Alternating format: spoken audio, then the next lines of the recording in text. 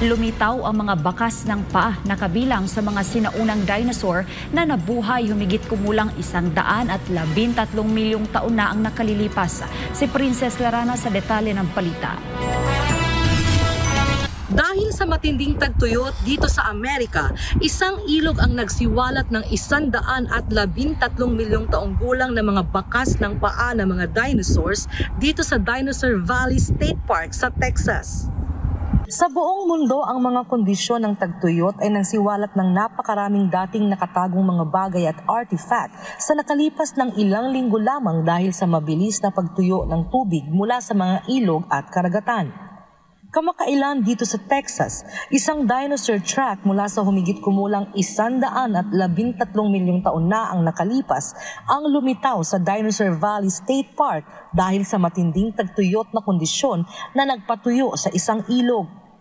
Ayon sa tagapagsalita ng parke na si Stephanie Salinas Garcia, ito ay isang Acrocanthosaurus, isang dinosaur na may 15 talampakan ng taas at may timbang na 7 tonelada. Ang iba pang mga species na nag-iwan ng mga track sa parke sa Glen Rose, Texas ay Sauroposeidon na may taas na 60 talampakan at tumitimbang ng 44 na tonelada.